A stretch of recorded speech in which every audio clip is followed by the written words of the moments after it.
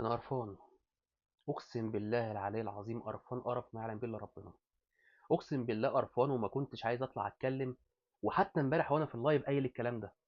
قايل انا مش عايز اطلع اتكلم في الموضوع. وبعد ما تحكم المحكمه سواء حكمت للاهلي او لبيراميدز، المفروض ان الواحد ما يتكلمش تاني في الموضوع ده. لان الموضوع ده قتل بحثا وقتل كلاما وقتل كل حاجه. عشان اكون منطقي معاك، حتى بعد ما قررت ان انا اطلع اتكلم عمال بسال نفسي، هل انا اطلع اعمله في لايف ولا هل انا اسجله في فيديو، لغايه ما استقريت على الفيديو اللي انت شايفه قدامك ده. عشان ما اطولش عليك، النادي الاهلي اتحكم له في الدوري ال 45 عادي. حتى لما الفرق التانية بتاخد الدوريات قدام الاهلي ولا بتاخد منها بطولات تانية، يقول لك عندنا منها كتير. لكن ايه سبب الاصرار على انك تكمل بطولة زي ديت وتخش وتضرب لائحة بالشكل ده؟ هحكي لك القصة من الاول. الاهلي والزمالك كان عندهم ماتش. الاهلي قرر انه ينسحب وما يلعبش الماتش الا بحكام اجانب. اتحاد الكوره جاب بسيوني يحكم الماتش. الماتش طبعا ما اتلعبش، والاهلي تم اعتباره منسحبا بناء على اللائحه اللي اتطبقت على الزمالك قبل كده 3 مرات. فالزمالك المفروض ان هو اتخصم منه 6 نقط، 3 نقط بتوع الماتش و3 نقط بنهايه الموسم. ولعب كونفدراليه كذا مره بسبب الموضوع ده. بعد فتره وبعد ما طلعت العقوبه اصلا من رابطه الانديه، تليفون يغير القرار ويطلع القرار الجديد بخصم 3 نقط بس بتوع انسحاب النادي الاهلي. طب ليه؟ قال لك اصل مش عارف تعريف ايه في كلام ايه في اعتبار ايه. اقول لك على حاجه، ودي اللي بتحضرني كل ما بشوف حاله بالشكل ده بتحصل لنادي منافس. واحد من سوشيال ميديا النادي الاهلي قال لك لو ما اتخصمتش علينا 3 نقط بتوع الماتش ده واتخصم علينا 3 نقط اخر الموسم، يبقى احنا النادي الننوش واحنا نادي الدوله. ده اللي حصل فعلا. والنادي الاهلي احتفل ببطوله الدوري ال 45 وتم تسليمه درع الدوري، برغم ان اللائحه اتضربت بالشبشب والاهلي خصم عليه 3 نقط بدل 6 نقط. وراح الموضوع للمحكمه الرياضيه الدوليه. كل الناس استبشرت خير وقلنا بصراحه المفروض ان المحكمه دي الرياضيه الدوليه.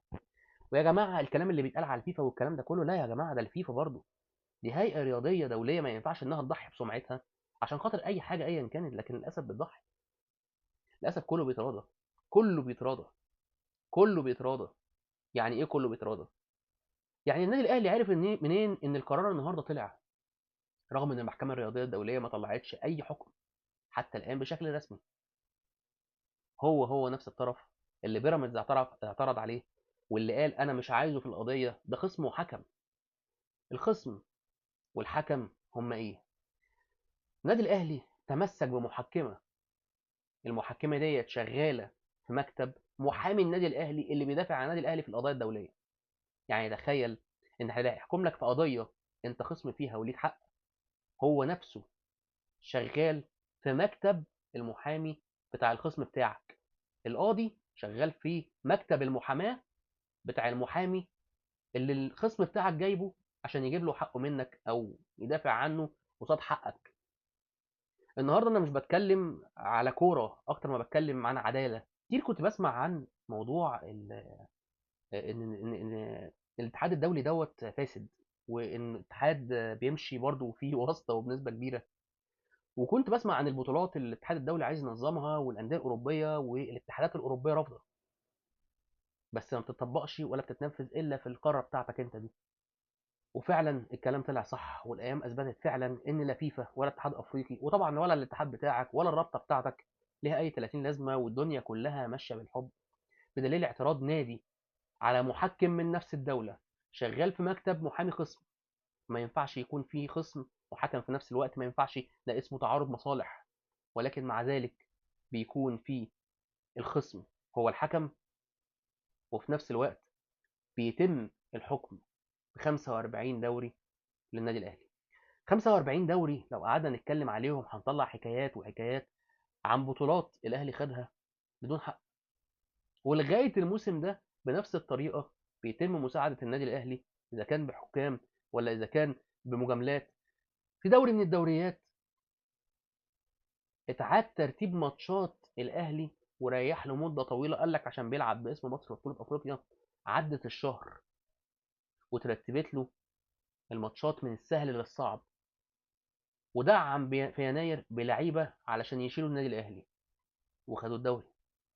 في دوري من الدوريات عصوا لاعب على ناديه علشان ما يكملش، دوري الزمالك وجروس، وكهربا مشي وعمل كوبري ولف ورجع على النادي الاهلي.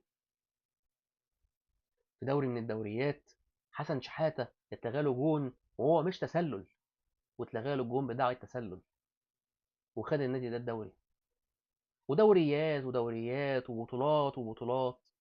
سوبر افريقي في الامارات، يحكمه حكم مصري اعتزل بعدها على طول، وكانت مكافأة نهاية الخدمة، ما حسبش ضربتين جزاء عشان الاهلي يوصل للنهائي. مبروك ال 45 دوري ولا ال 4500 دوري، هيفرقوا في ايه؟ هو انتوا مش بتقولوا لما الدوري بيروح لنادي تاني، او لما نادي تاني بياخد بطولة من البطولات اللي عندكم عندنا منه كتير؟ انا برضو هقولها في اخر كلامي، عندكم منه كتير. مبروك عليكم الدوري ال 45 ولا ال 45 مليون، ما فرقتش. شكرا ليكم، السلام عليكم.